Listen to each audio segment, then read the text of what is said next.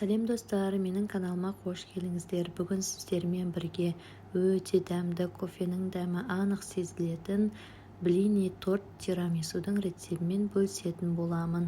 Ең алдымен блиниімізді дайындап аламыз.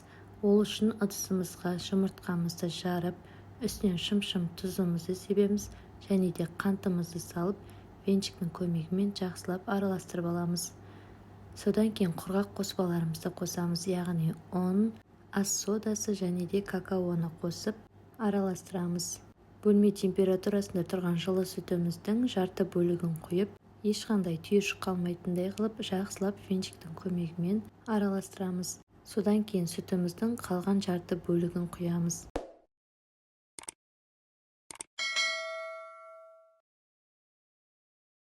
Үш шай қасық кофеміздің үстінен қайнап тұрған суымызды құйып, жақсылап араластырамыз.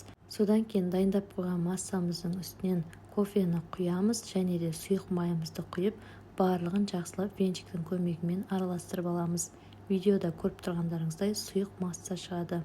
Табамызды майлап, содан кейін қыздырып аламыз. Қызғаннан кейін блиниларымызды пісіруге кірісеміз. Блиниларымыз ажурный болып, өте әдемі болып шығады.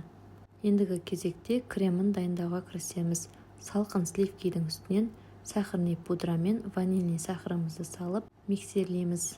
Массамыз сәл қоюланғаннан кейін миксерімізді өшіріп, үстінен маскарпонені саламыз. Содан кейін барлығын жақсылап миксерлеп аламыз. Нәзік әрі өте дәмді крем шығады.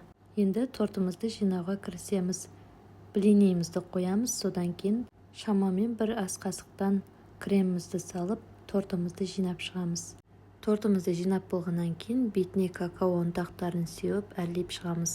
Содан кейін тортымызды 1 сағатқа холодильникке салып алып, дастарханға ұсына берсеңіздер болады. Расында да тортымыз өте дәмді болып шығады. Сіздерге де жасап көруге кеңес беремін. Рецепт ұнаған болса, каналыма тіркеліп, лайк басып, комментарий қалдыруды ұмытпаңыздар.